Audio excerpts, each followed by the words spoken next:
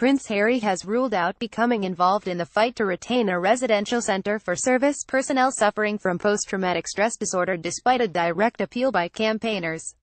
Last month, The Examiner reported on the case of Colin Rudkin, a former soldier in the Royal Green Jackets, who received counselling, therapy and nursing from the charity Combat Stress for post-traumatic stress disorder (PTSD) caused by bad memories, flashbacks and nightmares stemming from multiple tours of Northern Ireland during the Troubles of the 1970s.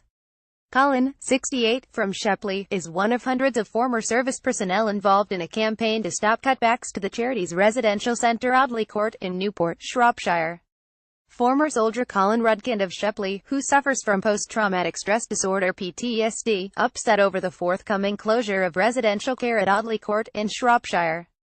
Colin, with his wife Linda, looking over old pictures from their army days.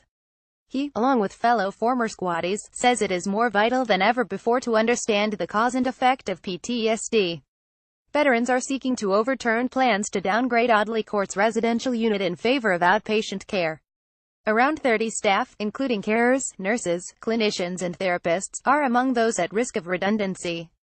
Colin's wife Linda, 64, wrote to HRH Prince Harry on October 20 with a heartfelt plea for him to back fellow veterans' calls to keep Audley Court open. On November 3 she received a personal response from Claudia Spence, head of general correspondence at Kensington Palace. It read, "Your reasons for writing as you did are appreciated and His Royal Highness is grateful to you for taking the trouble to let him know of your views and your concerns regarding the closure of the Audley Court Treatment Centre.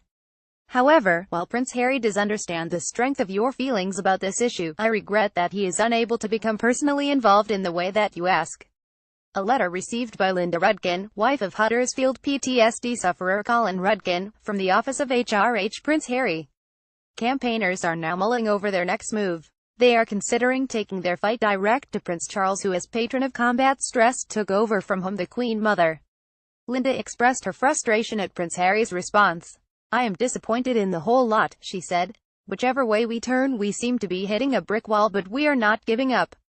Veterans have also received the support of Dewsbury MP Paula Sherritt, who called Audley Court a lifeline, as well as Birstall and Birkinshaw councillor Andrew Paul Freeman, who, as mayor of Kirklees in 20,102,011, chose Combat Stress as his civic charity during his year in office.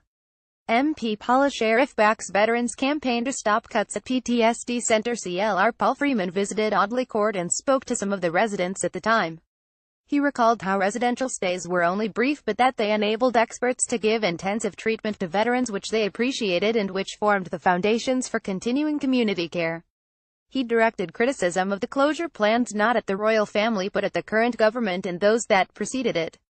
"I know that Combat Stress has reviewed its longer-term strategy for the next 5 years, but if this involves ending short-term residential care, they should think again," he said. "Since I first became aware of the work of Combat Stress, I have argued that the real problem is caused by successive governments. The success of charities such as Combat Stress, the Royal British Legion, Help for Heroes, SSAFA, etc., gives the authorities an ideal excuse to ignore their responsibilities. Those who serve their country deserve to be supported by their country. Finance should not be a problem. Let the experts from the charities deliver the care but fund it out of the public purse. Doesn't the financial support from the public prove that veterans have their support?"